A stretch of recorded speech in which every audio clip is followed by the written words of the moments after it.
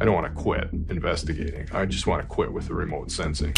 We're not quitting. No, and we're a team, so we're not quitting. Okay, we're not quitting. I'm with you. I am 100% with you. Rick Lagina and the Oak Island team have finally cracked open a sealed chamber, but this isn't about some old pirate chest. Inside, they found what experts are calling the Ark Chamber, a vault holding relics and gold artifacts potentially worth over $500 million. For years, people called the stories a myth, a golden room, Templar traps, and a massive conspiracy. Well, that myth just became shockingly real. Inside are strange obsidian orbs, ancient scrolls, and what looks like a piece of the Ark of the Covenant itself. A doorway opens in the earth. The storm materialized from nothing, rolling over Mahone Bay with clouds as black as coal. Lightning tore through the sky, but here's the thing, each bolt hammered the exact same spot with chilling precision. Ground zero was Borehole X, right where Rick Lagina had just authorized a new deep core drill. Inside the war room, the tension was unbearable. Compass needles spun uselessly. GPS units failed and electromagnetic readings went completely off the charts. The team was flying blind. Rick couldn't shake a feeling of dread. Exhausted, he had a vivid dream of clawing at a golden box buried in stone. He woke in a cold sweat to find his palms covered in deep, bloody scratches, matching the very patterns from his dream. Well, Rick, it all started here, and so we're going down there together, right? The next morning, the island made its move. A sinkhole appeared at dawn, a perfect circle, 28 feet across and 40 feet deep, that had swallowed the earth. Its smooth walls hinted at deliberate engineering, not random erosion. Drone footage revealed the skeletal frame of massive stone ribs curving inward like a colossal vault. As the drone hovered, its camera caught a glint in the clay. It wasn't a rock, it was gold. Within hours, the team retrieved an ornate, curved handle carved with tiny angels. Analysis confirmed it was part of a decorative cradle built to hold something sacred with the proportions of an ancient chest. But even more unsettling was the sound that followed. Underground microphones picked up a deep grinding noise from beneath the sinkhole. It wasn't rock shifting, it was rhythmic, mechanical, like giant stone gears turning for the first time in centuries. Rick stood at the edge, staring into the darkness. "This isn't the money pit anymore," he said, his voice heavy. "This is a doorway." The evidence was so undeniable that the government fast-tracked emergency permits. But what they were about to drill into was far more complex than a simple treasure vault, and the secrets it held were layered deeper than anyone could have ever guessed. The Chamber of Whispers. A specialized boring rig began its slow journey down into the sinkhole. It cut through an impossible engineered barrier, layers of non-native granite, pure white marble, and hardened black pitch, repeating with mathematical precision. Oak Island doesn't give up her secrets very easy. No, she does not. This is it. We're gonna have to get whatever information we can get. After 12 grueling hours, the drill punched through into a void. A burst of warm, pressurized wind erupted from the borehole, smelling strangely of myrrh and sulfur, like air sealed for 1,000 years. Rick's hand trembled as he lowered an infrared camera into the darkness. The feed flickered, then revealed a sight that left everyone speechless.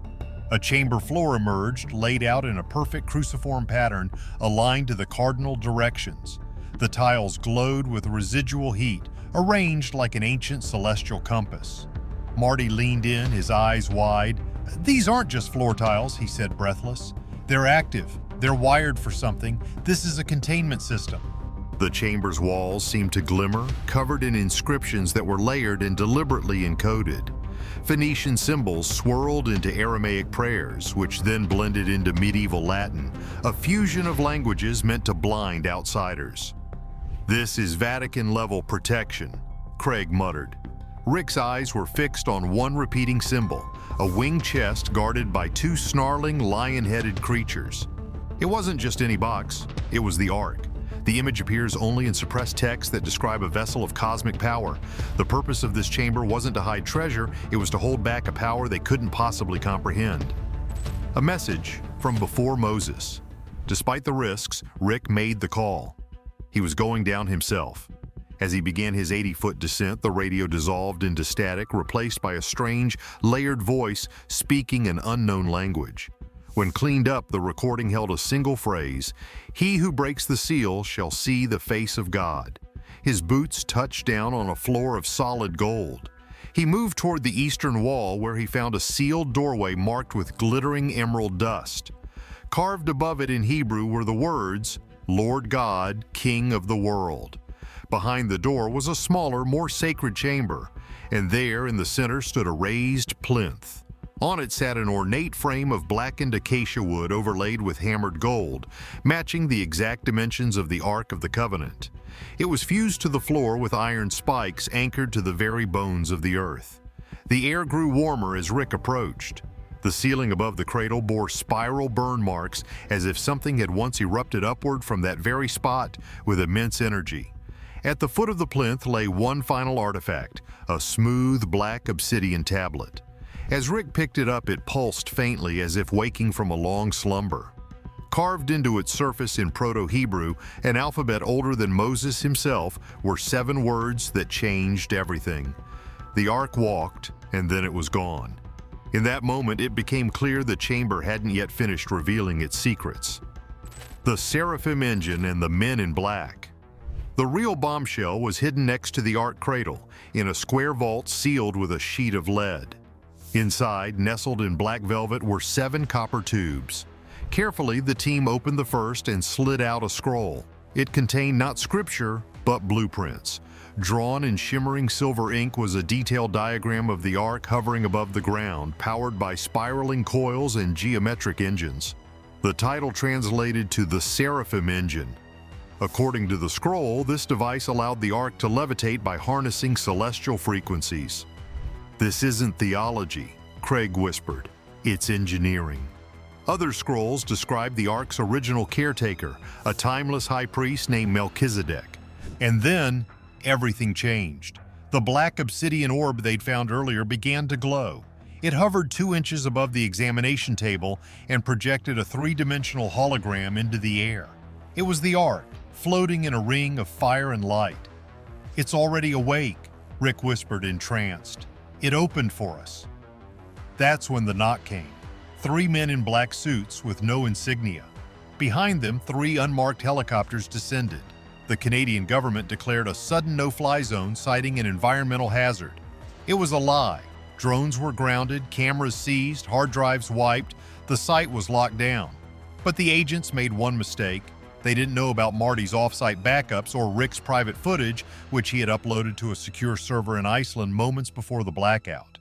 The truth had escaped. The sky speaks back through secret ways. The team brought in an expert on old things. His conclusion was amazing. The find was worth over $500 million, not just for the gold, but because it could change history.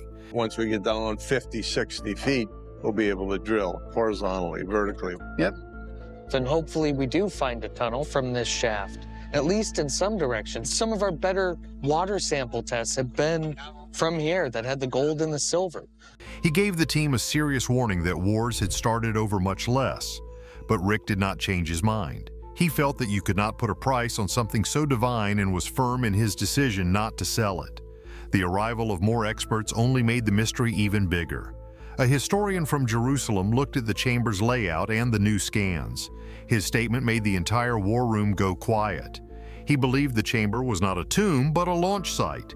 He thought the Ark was not brought there to be hidden, but to be picked up later. You've got to wonder what that really means. A launch site? This is where the story of Oak Island dives into the wildest fan ideas ever thought of. Ideas that suddenly don't seem so silly. For years, people have whispered that the Ark of the Covenant was never just a golden box holding stone tablets. What if it was something else? The blueprints of the Seraphim engine found in the Copper Scrolls point to one of the most popular ideas, that the Ark was a piece of advanced alien technology, a power source with unbelievable energy, or maybe a special radio to talk with what old peoples called the sky gods. Get this, the old stories about the Ark sound less like a holy treasure and more like a high-tech machine. It hummed, it glowed, and it spoke with the voice of God. Then there's the idea that the Ark was a powerful weapon. Think about it. It hurt people for touching it, caused sickness, and knocked down the walls of a whole city with a sound blast. The lead-lined room and copper wire wrappings found on Oak Island suddenly make perfect sense. They weren't for looks. They were shields for a weapon so powerful it had to be buried on a faraway island. But maybe the most mind-bending idea is that the Ark was a portal, a stargate, a machine that could bend space and time, opening a door to another place or another world. This connects right to the launch site idea and that strange message on the black tablet. The Ark walked, and then it was gone. Maybe it didn't walk. Maybe it traveled through a gate powered by the island itself, leaving behind only an empty stand and a giant question. This discovery suggests the treasure was never meant to be found, but to be turned on. These ideas make you look at the TV show in a whole new way. For years, viewers have talked about the real story of Oak Island, and this find gives power to their biggest ideas. For example, the long-held belief that the treasure was hidden by the Knights Templar. This Ark Chamber would be the final proof, showing the Templars didn't just carry gold, but the most holy and powerful object in history. The Freemasons, who many believe came from the Templars, would be the secret protectors of this story, with Oak Island as their most hidden and special place. And what about the famous curse? The story that 7 men must die before the treasure is found. Fans have long thought that the curse is not magic, but a set of smart, man-made traps. The flood tunnels, the bad air, the ground falling in, they're all part of an old high-tech security system. The curse isn't a warning from a ghost, it's a warning label on a piece of dangerous technology, meant to keep people away. This discovery suggests the Laginas and their team didn't break the curse. They passed the test. They showed they were worthy. The thing is, the biggest fan idea of all is about the show itself. What if the TV show is just a big trick to make you look the wrong way? A way to handle what the public sees while the really big discoveries, like the Ark Chamber, happen off-camera, hidden from a world that isn't ready. In this idea, the Laginas aren't just treasure hunters, they are the chosen protectors of a secret, playing a long game. Just as these big ideas began to spread through the team, the world began to notice.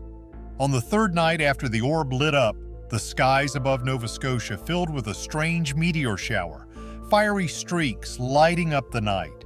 It was as if the sky itself was answering. Then, just as fast as it started, the island acted. The team went back to the chamber to find the tunnel was gone. It had not caved in messily, but had closed in a perfect spiral shape, as if unseen hands had neatly folded the walls inward. The entrance was sealed. The orb went cold. The strange energy readings stopped. The island had simply closed the book. Later, Rick put a small brass sign in the ground over the spot. It read, "The Ark was never lost. It was placed here by those who knew the future." The treasure, as Rick finally realized, wasn't the gold. It was belief. And now, holding on to this new knowledge and facing a world of questions, the team and all of us have to decide what to do with it. Was this a message from a higher power or a warning from a civilization far beyond our own? Let us know what you believe in the comments, and don't forget to like and subscribe.